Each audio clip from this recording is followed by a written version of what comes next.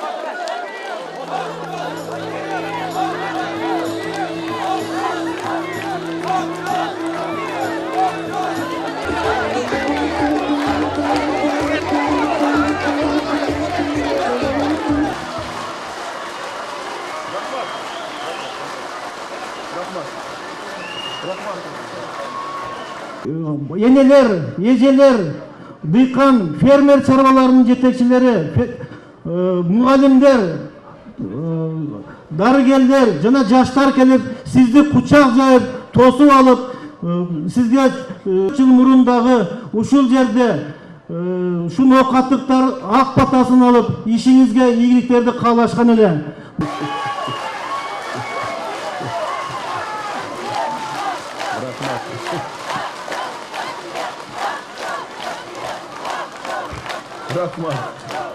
Rahmat. Çoğun rahmat.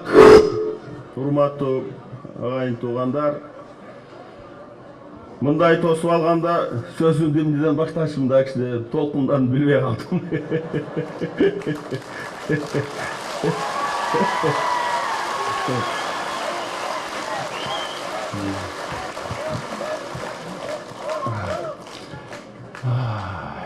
Мен биринчиден bu плакат кармап турган балдарга кайрылат элем. Рахмат, плакаттарыңарды көрдүк, баарыбыз окудук. Алып эле койгула, тияктагы кишилер көрүнбөй калат экен. Артуда көрүнбөй калат. Алып эле, рахмат балдар. Рахмат. Рахмат.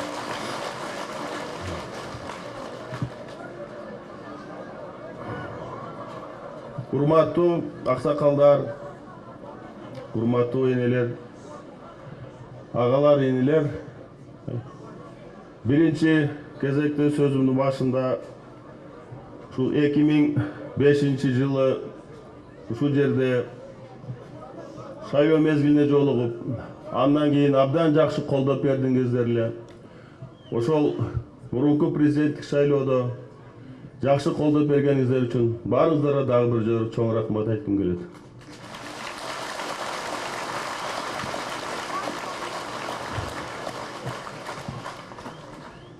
Эми 4 жыл оңой болгон жок. 4 жылдын ичинде биз башыбыздан татаал мезгилди өткөрдүк. 4 жылдын ичинен 2 жылы митинг пикет менен өтүп кетти.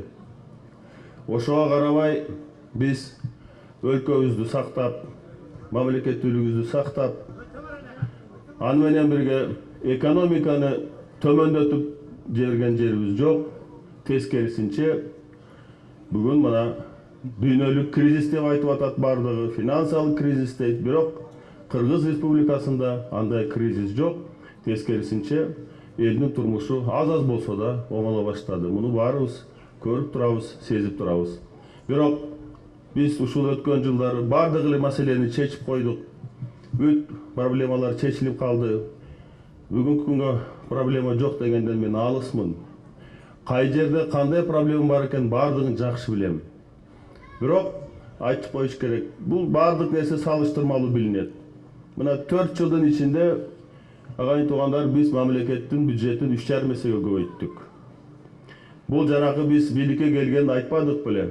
Кыргызстанда жакырчылыктын деңгээли аябай бийик болуп, коррупциянын деңгээли аябай бийик болуп, бүт кызматтар сатылып, бюджет тоңолуп, бийликтин айыры кетип калган мезгилде биз бийликке келдик. Ошондуктан мына биргелешип жасаган иштин негизинде бүгүнкү күндө жанагы мамлекеттин бюджети 3,5 эсе көбөйгөнүн себеби ошол коррупциянын деңгээли кескин түрдө төмөндөгөнү. Бүгүн Кыргызстанда премьер-министрден баштап айыл өкмөтүнө чейин акимдер, губернаторлор, министрлер, комитеттин жетекчилери бардыгы тиги ак үйгө бир акча алып барып кызмат алгандары жок. Эми коррупция таптакыр эле жок болуп кетти дегенден алысмын. Аны өзүңүздөр билесиздер. 15 жылдын ичинде просто каныбызга да сиңип кеткен экен. Ошондуктан мен ойлойм, муну менен мындан ары жалпы элде күрөшүш керек. Баягы Кыргызда жакшы макал бар, пара бергенден көрү бара бер дегендей, ушу чиновниктерди бузбастан, урматтуу агайын туугандар, өзүңөр да кичине мындай калыс болуп бара бериш керек. Муну чечесиң, чечпесең болбойт деп, анан бирдемени берип эле кутулбастан. Мен ойлойм, бул оору менен баарыбыз күрөшүшүбүз керек. Ошондо мен ойлойм, мындан дагы айрылабыз Куда кааласа. Эми өзүңүздөр карап көргүлө. Ошол мезгилде мен айттым эле. 2 жыл көп болсо 3 жылдын ичинде мамлекетте бир топ өзгөрүүлөр болот. Эми биз баарыбыз жыргалчылыкта жашап калабыз деп айта албаймын, бирок бир топ өзгөрүүлөр болот. Турмуш кичине оңолот. Аны өзүңүздөр көрөсүңөр деп айттым эле. Мен ойлойм, ошол өзгөрүүлөр бүгүн биз жетиштик. Ал кантип далилдесек болот? Мен эми азыр силердин астыңарда Кыргызстанда болгон бардык ийгиликтерди окуп айтыштын кажети жок деп ойлойм. Эң негизгиси мындай көзгө көрүнүктүү иштерди айтайын. Мамлекеттин деңгээлинде чоң ишканалар. Мына бүгүн биягы Нарындан баштап, бул жагы Баткен областына чейин Кыргызстанда бардык областтарда жолдор оңолуп атат. Бир да област жок, жолдор оңолбогон. Бирок 15 жылдын ичинде туугандар Бишкек, Оштон башка жолдор бардыгы каралбай калган. Аны жакшы билесиңер. Бишкек, Ош жолдон башка борборубуз Бишкектин жолдору талкаланып бүткөн. Азыр болсо ушунун бардыгын мына ордуна келтирип, калыптандырып, асфальт заводдорду ачып, кирпич заводдорду ачып, ушуну мына оңдоп атабыз Куда кааласа. Эми бул жагы Таласта жолдор оңдолуп атат, Нарында, Көлдө, Чүйдө, Бишкектин өзүндө, Баткенде, Ошто иш кылып, жана айттымга бир да област жок, жол оңдолбогон. Эгерде 2005 жылга чейин мына биздин мамлекетте бир жылдын ичинде бир 10дон ашык мектеп, 10га жакын мектеп курулса, акыркы 2 жылда биз 200ге жакын жаңы мектеп курдук. Мен ремонттолгондорду айтпай эле коеюн. Мына өздөрү баары тең күнгө отуруп калыптыр. Мен ойлойм, туура эле болду. Булар кабинеттен чыкпайт да. Күндө отурса кичине мындай кара тору болуп барышат Бишкекке барганда. Туура эле болот. Күндөн качпаш керек. Бул деген ден соолукка да жакшы. Туурабы, Абдытайбек, Ошондуктан айтып кетчү нерсе дагы бир. Мына азыр эле Кызылкияда цемент заводу ачып келдик. Канча вакыттан бери күттү керек.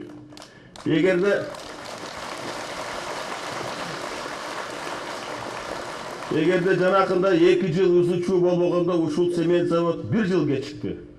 1 жыл мурун ачылып, мына азыр ишке кирмегеле. Мына бирок бүгүн кнопкасын басып, мына клинкер чыга баштайт. Где-то bir августтун 8-инен 9-унан баштап цемент чыга баштайт. Бул цементтин биринчиден цемент завод ишке кириши менен көмүр ишканалардын бардыгы жандандырат. Бул көмүр менен иштейт, газ менен иштейт. Ошондуктан мунун баасы арзан.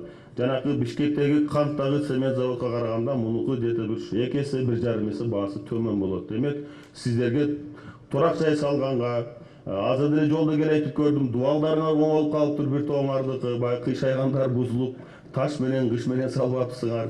2 кабат үйлөр курула баштаптыр. Бул деген элдин турмушу оңолгону. Бирок мен дагы эле билем, кыйын, мындай материалдык абалы оор, жашаган үй бүлөлөр көп.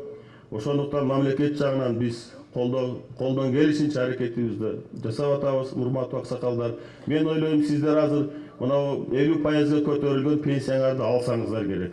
Мен тапшырма берген элем 10-июль, албаган 15-июлга чейин алышыңар керек. Кудай кааласа алсаңыздар керек. Алдыңару мына мугалимдерибиз, врачтарыбыз жанакы 2003 жылдан бери педстаж, медстаж алынбай келгендерди токтом чыгып, өкмөттүн токтому чыгып, азыр каралып, мына графиктин негизинде берилип атат. Биздин мугалимдер ойлойм, ушул отпускна айында эле алыш керек. Жанакы педстажында эле 2009 жылы ала турган педстаж менен медстаждын акча каражаты толук ушул июлдун 15-ине чейин алышыңар керек. Мунун бардыгы ушул каражат бардыгы асмандан түшкөн жок. Бул ушул Кыргызстандын эли, биздин ишкерлер, биздин өнөр жай, өндүрүштү иштегендердин жакшы иштеген негизинде ушул мана каражат түшүп атат. Ошол эле бизде жанакы таможня менен налогду иштегендер кичине наксисин тыйып, мамлекетке көбүрөөк жардам берели деген максатта өздөрүнүн чөнтөгүнө эми урса анча-мынча алып аткандар, эми билебиз эми. Жок деп айтыш кыйын. Бирок көбүрөөк мамлекеттин чөнтөгүнө түшүп, муналардын бардыгы ошондон болуп атат. Эми азыр бизде ушундай бир шарт түзүлүп атат, урматтуу агайын туугандар. Экономиканы өнүктүргөнгө.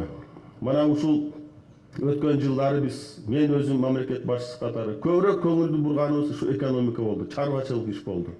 Анан кабыл алып аткан мыйзамдардагы ушу ишкерлерди жеңилдетип, текшерүүлөр азыраак болсо, ишкерлер көбүрөөк иштесе, жаңы ишканалар көбүрөөк ачылса, ошондой эле турмуш оңолот. Мына ошол негизинде парламент жакшы мыйзамдарды колдоп берип атат. Мына бүгүн биз ишкерлерге жакшы шарт түздүк. Мындан арыда жанакы көмүскөдө иштегендер уже чыга баштады. Эмне себептен мамлекеттин чөнтөгүнө каражат көбүрөөк түшө баштады. Жанакы көмүскөдө иштегендер тияк бияк акча берип кой, мен тынч аман иштейин, сен бала чакаң ыраазы, мен бала чакам ыраазы дегендер азыр азайып кой. Мамлекетке төлөйлүк, налогдор азайды, значит, текшерүүлөр азайып атат, аларда акыры эми эч кимден коркпосо жок деген Кудайдан корко деген чыга баштады. Аларда кичине уялганданбы иш кылып, намыскөй элбиз да баары бир биз чыга баштады. Кой эми ушунчалык мамлекет шарт түзүп аткандан кийин мен ачык эле иштейин дагы, ошол кирешемден мамлекет менен бөлүшөйүн дагы, могу кары картаңдарга, үй бүлөсү начарларга, бюджеттен каржылангандарга мамлекет кичине элге акын көтөргөнгө шарт түзүлүп атат. Ошондуктан бул жакшы нерсе. Мен ойлойм, бул багыттан биз тайбайбыз. Анан майда чүйдө ишканаларды айтпай эле, мына өзүңөр жакшы билесиңер, Камбар Ата 2. Бул улуттук проект, улуттук курулуш. 1 жыл мурун Камбар Атага бардым эле, мына кече жакында барып келдим. Бул Кызылкияда да 1 жыл мурун болгон. Мына бүгүн муну ачтык. Буюрса Камбар Ата 2-ни быйыл декабрь айында 1 агрегатын беребиз туугандар. Бул дагы чоң ийгилик биз үчүн. Мына баягы бизде бир топ саясатчылар кыйкырып атпады беле?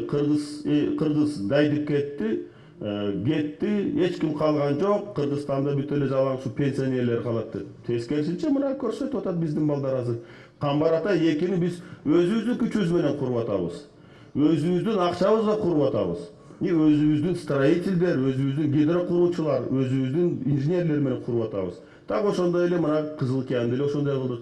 Азыр ушул эки чоң бир гана мамлекеттин деңгээлинде объекттерди көрүп, мен азыр ушундай бир жыйынтыкка келип атам. Азыр Кыргызстанда, биздин элибиз астында кандай гана объект болбосо, любой объектти курганга биз даярбыз. Дараметибиз жетет буга, кудуретибиз жетет. Буга биздин элибиз бар, буга биздин ошо кура турган адистерибиз бар. Мана азыр даже четке кеткен жанагы гидро куруучулар кайра келип атат, кой, Кыргызстанга барайын деп. Мунун баардыгы, урматтуу агай туугандар, ушул жетишкендик, ийгилик эмнеден келип чыгып атат? Ушул кыргыз элин сабырдуулугунан, кыргыз элин акылдуулугунан. Бизде эң чоң байлык ушул. Буга чейин бизде айтып келген эле, бизде нефть жок, газ жок, биз жакыр өлкөбүз деп. Жок. Мен айткам, жок, биз бай өлкөбүз. Бизде көп байлыктар бар, бирок эң чоң байлык биздин элибиз. Ошондуктан элибизге миң мерте рахмат. Ар кандай саясий оюндарга кирип кетпей, сабырдуулукту көрсөтүп, туруктуулугу көрсөтүп, мына биз мамлекетибизди сактап, азыр бутубузга туруп, буюрса жакшы ийгиликтерге жетишебиз. Дагы бир чоң объект айтып коюшум керек. Таш көмүрдөгү завод Кристалл деген 20 жылдан ашык. Ошондо Фишер баштаган курганга. 20 жылдан ашык ушул завод ишке кирбей турган, мына жакында муну да ишке бердик. Эми таш көмүрдөгүдөй завод, туугандар, биз сыймыктансак болот. Мындай завод дүйнө жүзүндө гана 10 гана мамлекетте бар. 10дан ашпайт. Ошолордун катарына мына биз кирдик. Таш көмүрдөгү заводдон чыккан продукция поликристаллический кремний, мунун келечеги абдан кең. Анын негизинде Орловкадагы монокристаллический кремний чыкты. Эми биз азыр мындан ары жалаң эле ай чарба менен алек болбой, биз азыр электрониканы өнүктүргөнгө мүмкүнчүлүк түзүлүп атат бизде. Себеп дегенде база бар бизде азыр. Ошондуктан бул дагы чоң ийгиликтердин бири болду. Анан эми өзүңөр билесиңер, мына Кумтөр деп көп жылдан бери айтып келе жатабыз. Кумтөр деп угабыз. Телевизордон көргөн ушу алтын кен комбинаты бар, бирок ушунча тонна алтын өндүрүлдү. Анын деле жакшылыгын ачык айтканда көргөн жокпуз. 15 жылдын ичинде Кумтөрдөн 300 миллион доллар акча түшүптүр мамлекетке болгону. Азыркы келишимдин негизинде алдыбыздагы 15 жылда 3,5 миллиард доллар түшөт, туугандар. 11 эсе көп. Эмне үчүн мурунку бийлик ушуну жасаган жок? Себеп дегенде, себеби көп, аны өзүңөр жакшы билесиңер. Биринчиден аракет кылган жок, жеке өздөрүн ойлогон, элди ойлогон жок. Ошондуктан биз биринчи күндөн бери айтып келе жатабыз. Эл бийликке эмес, бийлик элге кызмат кылыш керек деп. Мына качан гана бийлик элге кызмат кылса, анда муну азыркыдай ийгиликтер, азыркыдай жетишкендиктер ошондо гана пайда болот. Ошондуктан мындан ары дагы менин президент катары саясатым, өкмөттүн, парламенттин ушул гана багытта кетмекчи. Жалпы ушу элдин жашоо деңгээлин бийигирээк көтөрүлүк деген ара багытта барабыз. Ошондуктан мен дагы бир жолу белгилеп кетчү нерсе ушул жерде. Азыркы мезгилде, мына азыркы бүгүнкү күндөрү өкмөттүн мүчөлөрү, жергиликтүү бийликтин жетекчилери, акимдер, айыл өкмөттүн жетекчилери, областтын жетекчилери, жалпы парламент ушул мына ушу эки бийликтин ортосундагы мамиле дагы жакшы. Экинчи жагынан аткаруу тартиби да бир топ оңолуп калдык. Ошондуктан менде толук ишеним бар, мындан кийин биз чоң кадам шилтеп астыга жылганга шарт түзүлүп калды. Анан эми дагы бир мындай чоң бир объекттерден бири мына Чүйдө Кара Балта деген шаарда тоо-кен комбинаты бар. Урандын отходдорун кайра иштетүү. Бул комбинаттагы быйыл Советтер Союзунда кандай кубаттуулугу болсо, ошол кубаттуулукка мына быйыл чыгып атат. Бул дагы жакшы ийгиликтердин бири. Эми чоң объекттерден айта берсем, бул эми тиги тоо-кен комбинаттары боюнча, алтын өндүрүүлөр боюнча дагы бир топ объекттер бар. Таласта бар, Чүйдө бар, ошол эле Жалал Абад областында. Мен ойлойм, бул жумушту жогорку деңгээлде биздин өкмөт алып кетет деп мен ишенем. Себеп дегенде азыркы өкмөт мүчөлөрү, мен чын айтып коеюн сиздердин астыңыздарда, ушуга чейин дайым эле буларды сындап неме кылып келсем, эми кемчиликтер бар, жетишпегендиктер, бирок мурункудай эмес, аракети жакшы. Ошондуктан мен ойлойм, биз астыбызда турган мезгилде дагы жакшы ийгиликтерге жетишебиз деп. Эми бир эки ооз сөз мен ушул жерде жаштар да турат, жаштар боюнча айтып кетким келет. Кеткиси келбейт ушу кызматты кармап. Анан жанында жаштар энергичный, активныйрээк жаштар болсо айтыш керек, аке биз жетилип калдык, жыл эми нары эс ал, биз иштейлик деп. Ошондуктан жаштар өзүңөр кичине активныйрээк болуп, мындай инициативныйраак болсоңор, мен ойлойм, келечек сиздердин чынында айтканда астыңыздар ачык, эч кандай тостук немелер, тоскоолдуктар жок. Акыркы мезгилдерде биз мына айыл чарба техникасын өзүбүз чогулта баштадык. Бу дагы абдан оор маселе, силер жакшы билесиңер. Бүт тракторлор эскирген. Өткөндө мен баягы Кытайдан 1205 трактор алып келгенде, Ошто бир фермер, бир дыйкан бирөө айтты эле, колун кысып трактор эмге мына өзүңө кызмат кылсын, бала чакаңа кызмат кылсын десем айтып атпайбы. Курманбек Салиевич дейт, 15 жылдын ичинде Кытайга кеткен темирдин баардыгын дейт трактор кылып кайра алып келдиңиз дейт. Ал менин сөзүм эмес, ошол фермердин сөзү. Рахмат Айнанай дедим, ушундай баа бергениңе рахмат. Эми ушул тракторлор өзүбүздөн чыга баштады. Жакында Сусамырда сүлөт болду эле, айыл чарба кызматкерлеринин сүлөтү. Айрыкча биздин бул мал чарбачылыкта иштегендер. Ошол жерде мен 5 демилгенди айттым эле. Ошондо айтылган сөздөрдүн баардыгы анык. Ошол жерде көрсөтүлгөн жанакы каражаттардын баардыгы такталган каражат. Бул жөн эле асмандан алган каражаттар эмес. 500 миллион, 800 миллион, 1 миллиард сом деп атпайбызбы? Ошонун баардыгына аныкталган. Эми туугандар, жанакы талкалаган МТСтерди кайра уюштурубуз керек болуп калды. Айыл чарбага да мына кезек келди. Буга чейин эмне үчүн жетишкен жокпуз? Бу жанакы экономикалык реформалар менен алек болуп, кыйын мезгилде өттү, ошондуктан тияка көбүрөөк көңүл буруп калдык. Мына азыр бул тармакка мезгил келди. Жанакы МТСтерди уюштурбасак, мамлекеттик лизинговый компанияларды уюштурбасак, айыл чарба продукциянын өндүрүшүн эч качан биз көтөрө албайбыз. Баягы реформаны дагы акыл менен жасаш керек да. Кандай гана реформа болбосун, ошо жакшы даярданыш керек. Аягында биз эмнеге чыгышыбыз керек? Ар бир реформанын этабы качан, кандай мезгилде, кантип жасалыш керек? Буну тактамайынча биз реформа кылышыбыз керек деп элем, айыл чарбада ошондой реформа болду. 92-жылы реформа башталды айыл чарбада.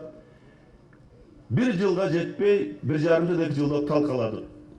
Малдын башы кескин түрдө төмөндөдү, айыл чарбанын өндүрүш продукциясы төмөндөдү, бүт талкалап отуруп калдык. Эми чет жактан барып келип эле ошол жакта мындай экен, Кыргызстанда дагы ошондой болуш керек деп реформа кылган туура эмес. Ошондуктан астыбызда азыр билим берүү тармагында реформалар болот. Сот системасында реформалар болот. Сотту билесиңер, абдан элдин кыжырын кетирген тармак болуп калган бул. Акыркы жылдары бир да сот кызматтан кетчү эмес. Мына азыр карап көрсөңөр, 1 жылдын ичинде канча сотту мен кызматтан кетирдим. Бир тобунун үстүнөн иш козголуп атат. Мына эми буларга да вакыт келди, буларга да колубуз жетип атат эми. Себеп дегенде ачык айтып коюш керек. Жанакы коррупциядан башка өз билем кылган, каалагандай чечимдерди чыгарып, акчасы балдардын гана кимдин акчасы болсо, ошонуку туура болуп чечимдер чыккан аябай көп болгон. Ошондуктан бул тармакты оңдойбуз Кудай кааласа. Болбосун нерсе үчүн.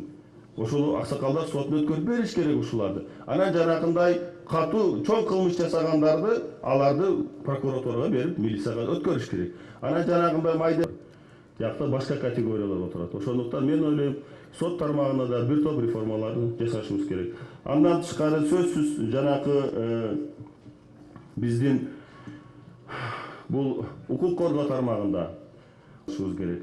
Коомчулук тартипти, башкаларды.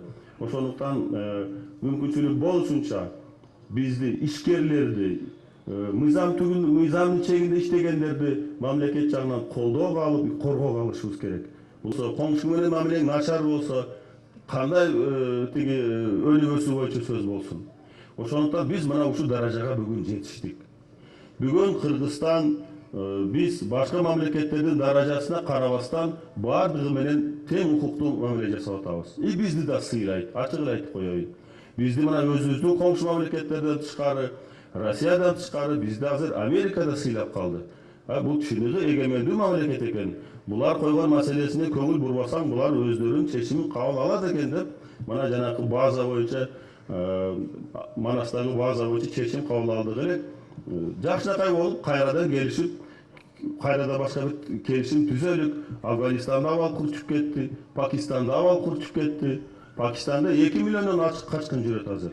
Эгерде Афганистанды Кудай сактасын туугандар, Афганистан тынчыбаса, Афганистандагы күчтөр эгерде бирип келсе, бул теги Тажикстан менен, анда булар Борбордук Азиянын жөнүндө суу жуугандай жууп кетет. Ошондуктан биз жанакындай шартка бардык, башкача келишим түзүп, алардын статусун төмөндөтүп, базанын тегерегин өзүбүздүн аскердин күчүбүздү коюп текшергенге мүмкүнчүлүк алдык. Ошону менен бирге төлөй турган каражатын 3 эсе көбөйттүк азыр.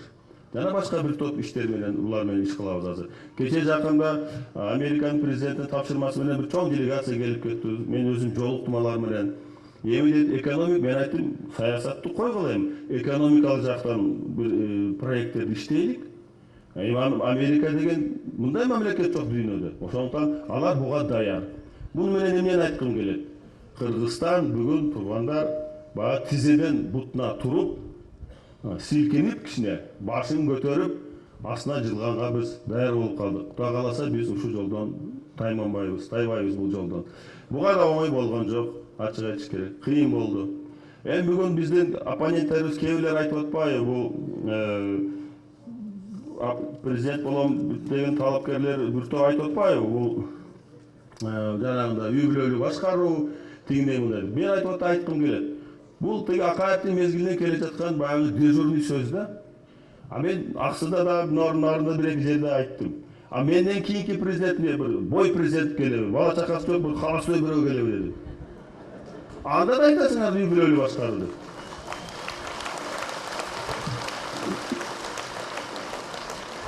Туурабы? Президенттикке жетиш үчүн акыры бир тепкичтерди өтүш керек да. Ошончо тепкичти өтүп анан халастой болсо, бул киши билбейм анда. Ошондуктан мен ойлойм, бул жерде баягы мурункудай эле жала жаба бербей, баарына кара краска менен сүртө бербей, мен ойлойм, акты ак деш керек, караны кара деш керек. Мунун туура, мунун туура эмес. Анан баары жокто эле капкарышып краска менен сырдай бергенде, бул Кудайга да жакпайт, элге да жакпайт. Бул биринчиси. Экинчиси, анан анча-мунча маселелерди көтөрүшүп атпайбы, жанакындай, мисалы үчүн айтып атпайбы, тиги каркара кетип калды деп. Ошо каркыраны көтөрүп атканда, мен бир эки жолу уктум эле ошо көтөргөн маселелер боюнча. Каркыра кайда, Ысык көлдөгү, Таластабы десең, билбейт ошолор. Так айта албайт.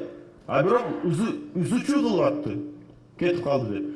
Каркыра бул женекөй кичинекей жер эмес. Каркыра деген где-то бир 60 000 гектардын жери аянт Каркыра дейт. Кыргыз менен Казактын ортосундагы бир гана участок 1000 гектарды тегерегинде участок аныкталган эмес болчу. Ошону гана чечилди. Анан бул жерге келгенде бир киши өзүнчө отуруп чечип кое бербейт туугандар. Биз казактарга 560 гектар жер бердик. Казактардан биз 1300 1400 гектар жер алдык. Алардын жерин алдык. Ошо чечимге барып үчүн мына депутаттар отурат могу жерде.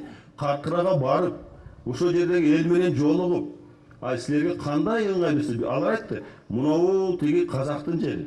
Ушуну биз пайдаланып келе жатабыз. Бирок тиги жер кыргыздыкы, бирок аны биз пайдаланбай атабыз. Андан көрө бул казактарга бергиле, алардын жерин биз алалык деп. Болгону ошол. Башка маселе жок. Биз алганда да бергенден кара канча эсе мына 500 гектар көп жер алдык. Аны эми түшүндүрбөй эле анан мына кетип калды, кетип берип койду. Айнан калыс болуш керек да кичине. Муну сиздерге айтып атканым себеби сиздер Каркырадан алыссыңар, бирок билип койгонуңар туура болот деп ойлойм.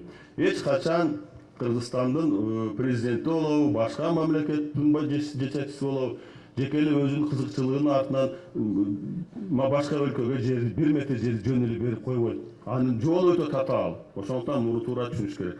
Биздин оппоненттерге башка айта турган сөзү жок.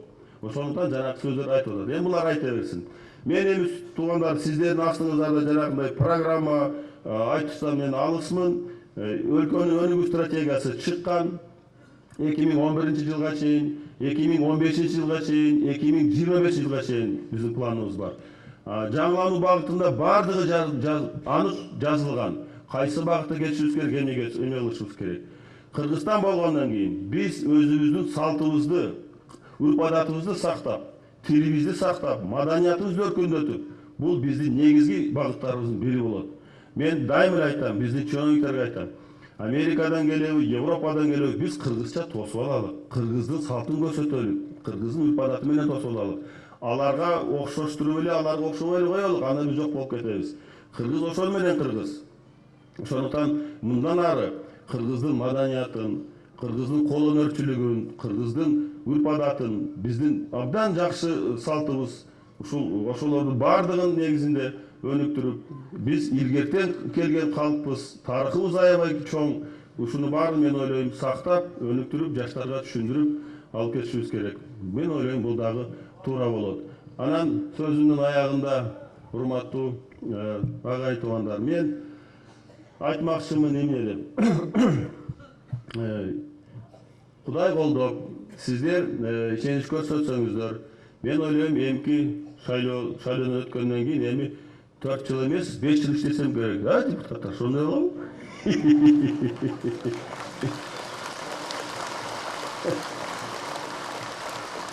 Эми билем, эми шайлоодон өткөндөн кийин эч ким деле мындай бир иштеке мыйзамдын тиянан караганда деле, биянан караганда деле менин мөөнөтүм кыскарта албаса керек. Кийинкиси 5 жыл болсо, Кудай кааласа, сиздер колдоп берсеңиздер, мен ойлойм, көп дагы жакшы иштерди жасайбыз деп мен сиздерди ишендирип кете алам туугандар.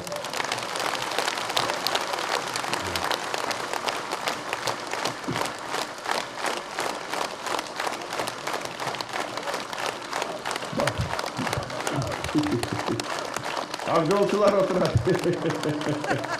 Баарыбыз ак жол каалайм. Рахмат.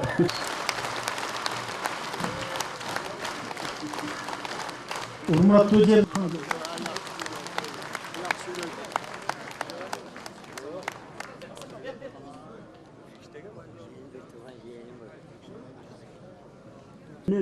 бардык аймактарынан келген улуу урматтуу президентибизге жолугушуу үчүн келгендер.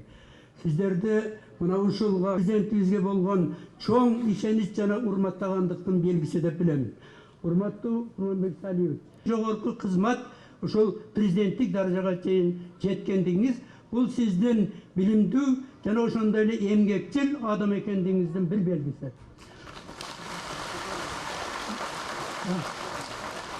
Курманбек Салиевич, эми биз сиздин күндөлүкүндө жүргүзүп жаткан иштериңиз менен маалымат каражаттарынан, телеберүүлөрдөн ар дайым күн сайын көрүп, ушундай билип турабыз.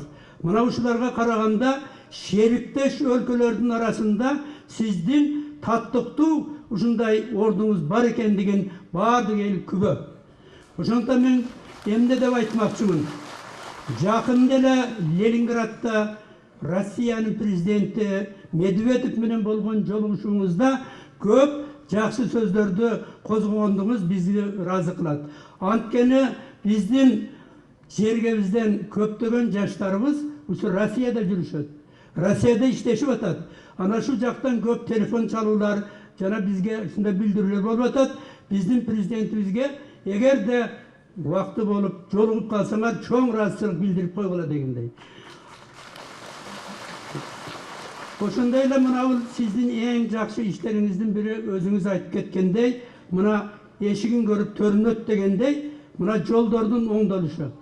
Ушул чарбалар аралык, ошондой эле райондор аралык чоң ушу Бишкек жолдорунун оңдолуп жатышы дагы бул сиздин чоң мына ушул ишке карата ошол багытта иштеп жаткандардын көңүлүн бургандыгыңызда болуп эсептелет.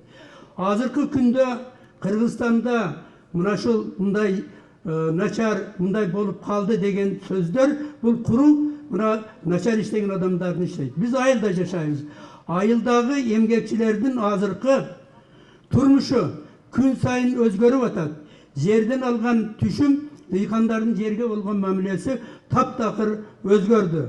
Азыркы мына жолдордон тышкары. Эми баягы өзүңүз сөз кылып кеткендей, техникалардын эскилиги жетип калгандыктан, мына ушул техникалардан жаңы техникалар берилсе, элибиздин дагы турмушу мындан дагы жакшы болот деген ойдобуз.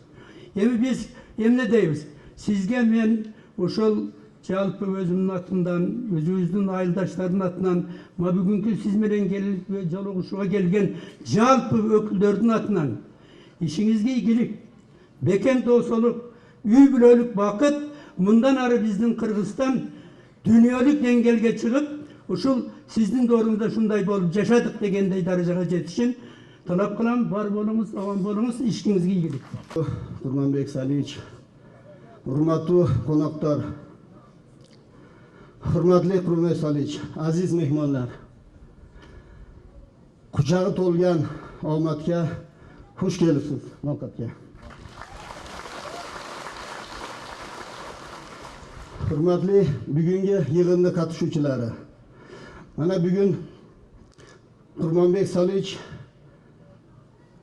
biz bilan uchrashgani keldi, mana o'zi aytib o'tib ketdi. Shu muqaddas sahobalar poyqadami yetgan dargohda shu 4 yil burun oq patahamizni berib shu kishini tanlagan edik. Shu donishmand xalq adashmagan ekan. Kurmanbek Saliyevich shu gapiman qilgan ishini bir qilib ko'rsatib, mana bugun yarıq yuz bilan bizni oldimizga kelib o'tirib o'tadilar. Hurmatli bugungi yig'inda qatnashuvchilari, bizga eng avvalo Kurmanbek Saliyevichni tinchlikni saqlab bergani bizni quvontiradi. Kecha yaqinda Bishkekda Qirg'iziston Xalqlar Assambleyasining 6-qurultoyi bo'ldi. Men shu yerga delegat bo'lib bordim. 80 ga yaqin millatni vakillarini biriktirib, Kurmanbek Saliyevich bosh bo'lib turib, shu katta qurultoyni o'tkazdi. Sizga katta rahmat. Hamma millatni birgina maqsadi Qirg'izistonimizni oldiga jildirish. Qurultoyda Kurmanbek Saliyevichni Xalqlar Assambleyasining faxriy prezidenti bo'lib saylangani bizni quvontiradi, hurmatli o'rtoqlar. Qurultoyda Kurmanbek Salievich bir gapni aytdi. Межнациональное согласие — это величайшее достижение кыргызского народа deb. Millatlar ora intimoqchilik bu bizning katta yetishganligimiz. Biz bu bilan faxrlanishimiz kerak o'rtoqlar. Buning uchun hamma millatni bir qilib respublikani oldiga borishga yetalaganinizga sizga katta rahmat qilmoqchiman. Endi bu yerda o'rtoqlar hamma narsani bo'lgan ishni Kurmanbek o'zi aytib o'tib ketdi. Mana bizning noqatlarni eng quvontirgani bu shu yo'lda o'ngdalganda men bilan. Biz boshlagan yo'lni boshida turib oq patasini berib, shu demilgasini ko'rsatib ketgan shundan beri Kurmanbek biz rayonni borborini ko'p yerlarini asfalt qilib soldik. Sevi asfaltni noqatni o'zingiz ishkar bolalar asfalt zavod qurdi bu yerga. Bu sizning ishkarlarga bo'lgan ko'z qarashingizni tuzatgandan shu qo'ldov bo'lgani uchun biz o'zimiz asfalt zavod qurdik, o'zimizda asfalt bilan mana borbordi asfalt qildik. Bu yog'i mana Isanovga qarab, bu yog'i Qoratoshga qarab turib asfalt bo'lib o'tadi. Buni 100 millionini g'ana bizning noqat sotsfonddan topib ekanmiz. Qolgan 400 millionni mana respublikadan bizning pensionerlarga tegib o'tadi. Hurmatli jiyinda qatnashuvchilari, bizning noqatliqlarda dag'i bir quvontirgan narsa, masalan, ma'mila yaxshilangani bizga quvonchli bo'lib o'tadi. Kecha yaqinda Kurmanbek Saliyevich o'zingiz borib, Qirg'izistonliklar bilan Moskvada cho'g'ilib, o'shalarni problemasini o'qib, o'sha Kurmanbek Saliyevichni bilan menbayni ko'rib turamiz. Bardingiz bir bo'lib turib, Kurmanbek Saliyevich aytib o'tadi, men shaylasanlar, respublikada eng aktiv saylovchilar bo'lib turib sizni qo'llasak, bu safar men mana shu jangvozlarda to'ralsam, mana shu noqatdan oldida jildiramiz. Hurmatli saylovchilar, men mana so'zimning oxirinda Kurmanbek Saliyevichga verdik, to'g'anlar. Bu noqat uchun qurildi. Bu 1 million tonna sement chiqara turgan degan narsa noqat uchun qurildi. Bu ertang burchkun kech bo'lib qoladi. Ertadan biz aricha buni Saliyeva qulatib to'lastiklar borib, o'sha zavodda aylanasiga biz gostinitsa, bir kafe, magazin, bir bar joqni qursak bizga shu ish bo'ladi turganda. Ana keyin Onlar gelip şeyler bir şunu jaraşın sıra kılışımız gerek. Ama bu şu sementi günüge bir 40-50 vagon sement ket gerek. Ança munçaşı maşinemen nokta aralap jursa hem bizde sessiz. Sizge den soğuluk. Hürmet Saliç. Sizge den soğuluk. Anan keyin men bir nerseni bardığınızlar da atından aytsam beni ayıplasanemayızlar. Biz prezidentimizni bar joğunu bilip, uyga barıp durup kılgan işini bar joqta aytışımız gerek. Anan keyin sement zavod. 2 cumadan keyin Hürmet Saliç 60 yaşga to'ladi. Yubiley bo'ladi tug'andar. O'shani ordingizda turib qutlab qo'yaylik. Sizlardan so'rab, uzun ömür. Mana shu qadar keldik. Elimizde suyusu, muhabbati, elimizde ishonchi sizga sovg'a Hürmet Saliç. Rahmat tug'andar.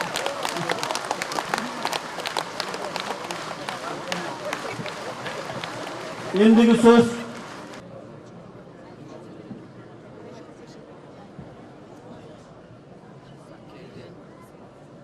Урматтуу Курманбек Салиевич, үчүн талыкпаган жасаган иш аракеттериңиздин жана туура жүргүзгөн саясатыңыздын негизинде элибиздин жашоосу бир кыйла оңолуп, көптөгөн ийгиликтерге жете алдык. Улам коом барган сайын өнүгүп баратат. Коомдун өнүгүшү билим сапатын көтөрүүдөгү катаал талаптарды коюуда. Андыктан биздин Нокат райондук билим берүү бөлүмү жана Нокат районунун билим берүү кызматкерлери акыркы 4 жылдын ичинде алгылыктуу иштерди жасоого жетиштик. Атап кете турган болсок, билим берүү тармагын өнүктүрүү үчүн биринчилерден болуп материалдык базаны чыңдоо экенин баарыбыз жакшы билебиз. Андыктан мына ушул акыркы 4 жыл ичинде 6 чоң мектеп курулуп, балдардын жана элдин пайдалануусуна берилди. Биз мектептерди курууда жана капиталдык ремонттон чыгарууда эл аралык фонддордун жана уюмдар менен тыгыз байланышта болуп, алар менен кызматташтыкта болуп, 25 миллиондун айланасындагы 76 гранттык жардамдарды ала алдык. Тилекке каршы кээ бир мектептерибизге, көпчүлүк эле мектептерибизге компьютерлер да жетишпей жатат айыл кышлактарда. Ошол көрүнүштөрдү жоюу максатында биздин Нокат районунда үстүбүздөгү жылы 100 компьютер, 23 дана принтер, 22 дана көчүрүүчү аппараттар 20 мектепке берилип камсыз болду. Ошентип, жалпысынан алганыбызда 78 мектепте окуучуларыбыз информатика сабактарын компьютерлердин жардамы менен окуп үйрөнүшүүдө. Муна салыштырып көрөлүчү. Буга чейинки 15 жыл менен азыркы 4 жылдыкты алып карай турган болсок, буга чейин биз окуучуларга билимди теорияны гана үйрөтүп жаттатып келгенбиз. Бизде көрсөткүчтөр өтө чоң. Дагы айта баса белгилей кете турган нерсе, мына Кыргыз Республикасынын президентинин токтомдорунун жарлыгынын негизинде аларды аткаруу максатында биздин 20 миңдеген окуучуларыбыз ысык тамак менен камсыз болуп жатат. Кенже класстын окуучулары. Мына алып карай турган болсок, 20 миң окуучулардын бир күндүк ысык тамагын алсак, 140 миң сомду түзөт экен. Ал эми бир айлыгы 4 миллион сомду түзүп жатат. Ал эми бир окуу жылындагы балдардын жеген тамактары 28 миллиондун айланасында болуп жатат. Урматтуу нокаттык туугандар, карап көрүңүздөрчү. Бул ысык тамак аш биздин Нокаттын гана кенже курактагы балдарына ушунча сомдогу тамак аш бериле турган болсо, ал эми Кыргызстанда биздин районго окшогон канчалаган райондор бар экенин бардыгыбыз билебиз. Ысык тамактан башка дагы түрдүү тармактарга мындай акчалар бөлүнүп жатат. Бул дагы урматтуу Курманбек Салиевич, сиздин элге болгон камкордугуңуз, сиздин элге болгон жардамыңыз, колдооңуз деп эсептейбиз. Эгемендүүлүккө келгендин 15 жыл ичиндеги көрүнүш караганыбызда, ал мезгилде биздин районубузда 3 гана балдар бакчасы болгон. Ал эми азыркы кезде 47ге чыкты. Мындан тышкары дагы мына окуучулардын акысыз мамлекетибиздин тизгинин кармап турган, ар кандай улуттун жүгүн көтөргөн сыймыгысыз улуу урматтуу Курманбек Бакиев, биздин Нокат районундагы 4 миңден ашык мугалимдер жамааты. Мугалимдер ар дайым биз сиз менен бирге. Окуй болуп жатат. Бардыгыңыздарга белгилүү 2006 жылы президент тарабынан кабыл алынган Кыргызстан жаштар улуттук программасы өлкөбүздөгү жаштардын социалдык маселелерин чечүүгө чоң роль түздү. Ал эми 2009 жылда жаштар жана балдар жылы деп жарыялоосу бул жаштарга жана балдарга болгон чоң камкордук жана өбөлгө деп эсептейбиз. Урматтуу жаштар, мына бардыгыңыздар угуп көрүп билдиңиздер, жанатан бери президентибиз өзү дагы айтып өттү. Бүгүнкү биздин жаштардын ролу саясатта, парламентте, аткаруу органдарында жана бардык жерлерге орун алып келүүдө. Бул да болсо биздин президентибиздин жаштарга болгон чоң көмөгү, өбөлгөсү. Бул жерде эми сөзүбүздү кыскартып айтайлы. Бүгүнкү биздин жаштарыбыз буга чейин талаалашып Россияда, Казакстанда, башка өлкөлөрдө өз тиричиликтерин жүргүзүп жүрүштө. Ал эми бүгүнкү замандын талабы биздин ушул президентибиз Курманбек Салиевичтин демилгеси менен бардыгыбызга белгилүү, азыр өзү айтып жатты, мына коңшулаш Кызылкия цемент заводу ачылды. Кызылкия цемент заводу бул биздин айрыкча ноокат жаштарынын заводу деп эсептесек жаңылышпайбыз. Эми ушул заводко барып ким иштейт? Мурдагы биздин жаштардын азыр бүгүнкү ой жүгүртүүсү, дүйнө карашы мурдагыдан башкача. Азыр биздин жаштарыбыз жогорку окуу жайларына эмес, же юрист болушту, же башка болуштун ордуна мурдагы эч ким биздин жаштарыбыз каалабаган мугалимдер мажбурлап барып толтура турган кесиптик окуу жайлар болчу. Азыр биздин ушул кесиптик окуу жайлар ошол жогорку окуу жайлардын ордун алмашууда. Себеби бүгүн алып карасаңыздар, биздин күнүмдүк тиричиликке керек болгон эң улуу кесиптер булар, керектүү кесиптер ширетүүчүлөр болуп атат. Электромонтерлор, кыш кыноочулар, шубакчылар, ашбозчулар, тикмечи бычмачылар жана башка ушундай кесиптерди биздин азыр жаштар кызыгып өздөрүнүн жөндөмдүүлүгүн арттырууда. Эми ушул максатта бир баса белгилечү нерсе, Курманбек Салиевич, бизде мына ушул Кызылкия цемент заводуна жайгашкан Кулатов айыл өкмөтүндө Айбашев деген мектеп бар. Ошол мектептин быйыл бир классында 15 эркек окуучу болсо, ошол 15 эркек бала быйыл ошол кесиптик техникалык окуу жайына барып документтерин тапшырышты. Алар ошол эртеге сентябрь айынан баштап өздөрүнүн билимин алып узартышмакчы. Эми сөзүмдүн аягында эмне дейбиз? Биз ошол райондун жаштары бардыгыбыз өлкөбүздүн башчысы, президентибиз улуу урматтуу Курманбек Салиевичтин жүргүзүп жаткан саясатын колдоп, мамлекетибиздин гүлдөп өсүшүнө өз салымыбызды кошуп, эртеңки боло турган шайлоодо президентибиз Курманбек Салиевичтин талапкерлигин бардыгыңыздардын атынан колдойбуз деп мен ишендиремин. Жакшы сөз бар. Ошонун сыңарындай президентибиз Курманбек Салиевичке ак батасын берүү үчүн сөздү улуу ата мекенди согуштун жана эмгектин ардагери Турдукулу Абдылежан абабызга берсек.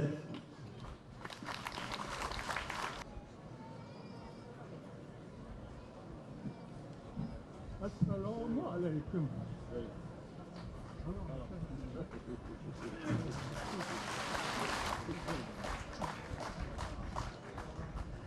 Assalamu alaikum.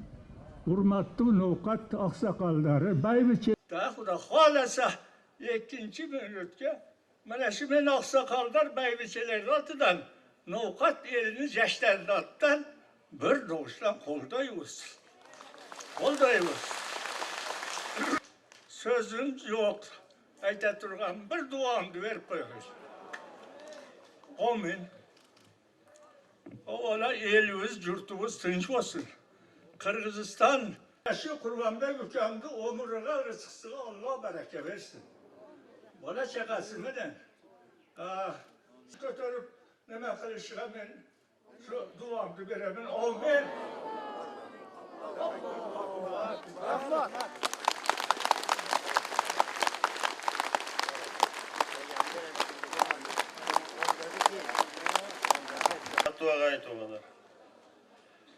Жана мага иштетип кетпеди эле 1 августта 60-ка чыгасың. Мен 1-2 жол аксакалдар менен бир жолугуп, бир аксакал айтты, "Дай балам, мен 90га келгенин билбей калдым" дедилер. Мен деле байкабай эле калып турмун.